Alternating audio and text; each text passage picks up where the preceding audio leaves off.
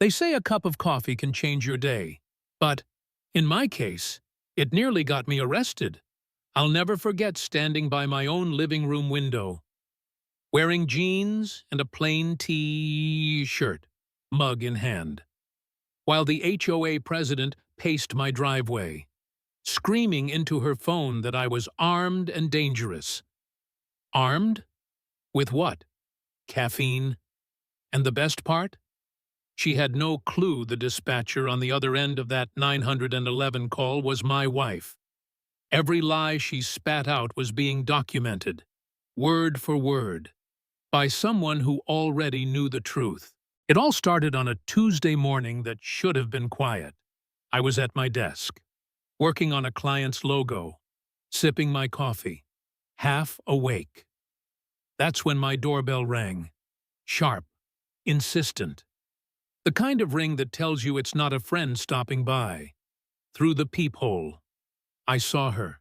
Clipboard, camera, business suit from another decade, and a face so serious you'd think she was about to inspect a crime scene.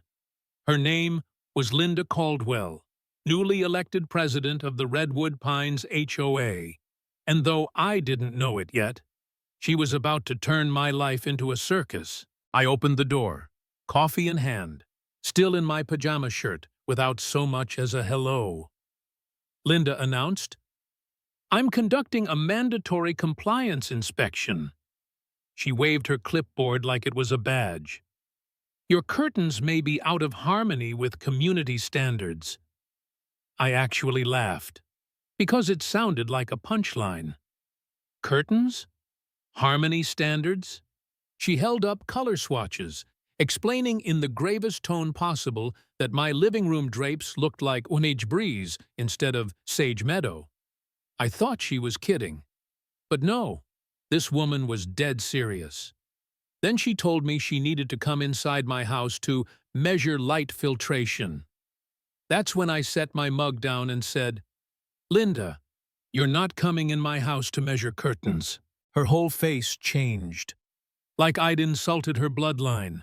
She hissed that refusal would trigger enforcement protocols. Then she dropped her clipboard. Papers flew across my porch. I bent down to help her gather them, and that's when I noticed. Half the forms were blank templates, like she'd just grabbed them at Office Depot. I handed them back and said, "Look, no written authorization, no entry, end of story." She snapped a few pictures of my house, muttering about evidence, then stormed off, declaring I'd receive formal violation papers by 5 p.m. As she walked away, my neighbor, an old postal worker named Henry, ambled over. He shook his head and muttered, "She's been off the rails since the divorce, lost her house, moved to a rental. Now this HOA gig is all she's got." He leaned closer. "But here's the kicker. She just bought a new Honda, paid cash. Where's that money coming from?" That stuck with me. I called my wife, Sarah. She's been a 911 dispatcher for years, cool as ice under pressure. When I told her Linda wanted to inspect our curtains, Sarah's voice went serious. "Did she show you authorization?" "No." "Then document everything. Photos, papers, whatever she gives you. If she escalates, let me handle it." I asked what she meant, and she just said, "Trust me, if she calls the cops over curtains, I'll know exactly how to handle it." That afternoon, Linda reappeared. She strutted up with a fake citation demanding a BWA's $300 fine, plus $75 a day until compliance. The document looked like it was typed in Comic Sans, complete with a knockoff HOA official badge clipped to her lapel. I told her again, calm but firm, "Linda, you're not coming inside." That's when she snapped, pulled out her phone, and snarled, "Then I'm calling the authorities right now." I stood at the window, mug back in hand, as she dialed 911. She paced my driveway, yelling into the phone, "Immediate assistance! aggressive male subject. He's threatening me. I looked down at myself, barefoot, sipping coffee, and thought, is this real life? But here's the twist. Sarah was on duty at dispatch that morning, the moment Linda's call came in. Sarah's screen lit up with our home address. She recognized the caller's voice from all my rants. Still, she stayed professional. 911. What's your emergency? What followed was theater. Linda screamed about an armed homeowner, demanded tactical units, claimed I was menacing with my beverage. Sarah, steady as ever, asked, "Ma'am, have you seen any weapons?" Linda faltered, then blurted, "He crossed his arms aggressively. He might be drinking alcohol." Sarah noted calmly, "Subject crossing arms while consuming beverage." I texted my wife, "She's actually doing it." Sarah replied, "I know. I've got it covered. Just stay calm." Still, when the squad cars pulled up, lights flashing, my stomach sank, even knowing the truth. It's terrifying to have cops roll up because someone labeled you dangerous. For a split second, I thought, maybe I should have just let her in. Let her measure the damn curtains. Was I wrong to fight this? Was I about to get cuffed in front of all my neighbors over window fabric? That doubt hit me hard. But then I remembered Sarah's voice, steady and sure. "Trust me." That's when my fear turned into resolve. No, I wasn't going to let a power-drunk HOA president bully me in my own home. Linda bolted toward the officers like they were her backup squad. "Thank God you're here," she cried, flashing her plastic badge. "He's obstructing lawful HOA orders." The lead officer glanced from her badge to me standing in my doorway. "Sir, are you the homeowner?" I walked forward, hands visible. "Yes, sir." "She wanted to come inside to measure curtains." I said no. Then she called you. I handed him the fake citation. His eyebrows lifted at the Comic Sans font. "Curtain inspection?" he muttered. Linda insisted I was threatening. The officer deadpanned. "Sir, is that coffee a weapon?" I lifted the mug. "It's a latte, extra foam." Even his partner smirked. Then came the voice that sealed Linda's fate. Sarah's, crackling over their radio. "Unit 12, can you confirm the nature of the threat?" The officer responded, "Dispatch. It appears to be a civil dispute over curtain inspection.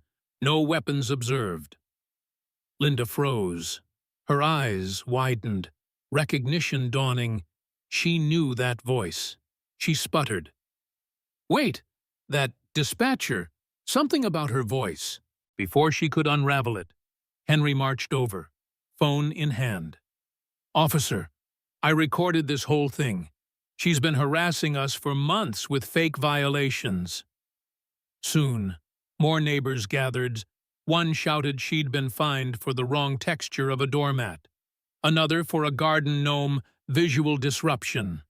The officers' faces said it all. Finally, one turned to Linda. "Ma'am, filing false reports is a crime. You said this man was armed. We see a man with coffee. Do you understand the seriousness here?" Linda stammered. But he menaced me with his beverage." The officer sighed. "That's not how the law works." The cops left after warning her. But the damage was done. Word spread fast. The HOA board called an emergency meeting. Linda arrived with a binder labeled evidence, convinced she'd expose a conspiracy. She ranted about corruption, accused me and Sarah of orchestrating everything, waved printouts of my coffee mug like it was proof of criminal intent. But then Henry stood and revealed what he'd uncovered. $22,000 missing from HOA accounts, funneled into a shell company, Linda's own. Gasps filled the room. Neighbors piled on. One woman admitted she'd paid $150 for a mailbox too tall. Another handed over a citation for excessive bird feeder activity. Each story exposed Linda's scam. Then someone played the 911 recording. The room fell silent as Linda's shrill voice demanded tactical units for illegal curtains. When it ended, there was no doubt left. She wasn't a protector of community standards. She was a con artist hiding behind a clipboard. The board voted unanimously. She was removed as president, barred from handling funds, and referred for criminal charges, embezzlement, harassment, false reporting. Linda's face turned crimson. She shouted, "You're all being manipulated. This is a conspiracy." But her words bounced off blank stares. She stormed toward the exit, tripped over a chair, nearly fell, then spun around to snarl. "Without me, this neighborhood will collapse into chaos, untrimmed hedges, non-approved mailboxes." She slammed the door so hard a picture fell off the wall. I stood there, heart still pounding, but lighter than it had been in weeks. No applause, no cheering, just the quiet, shared relief of people who'd had enough of being pushed around. Linda was done. And that's the thing. Bullies with clipboards think they can twist rules and scare people into submission. But sometimes they pick the wrong neighbor, the wrong family, and they find out the hard way that truth has its own enforcement. My takeaway? Never let petty tyranny win, because the moment you stand your ground, you'll see how fast their power crumbles. That's the lesson I'll never forget. And it's exactly why I tell this story on ***HOA Drama Unfolded ****.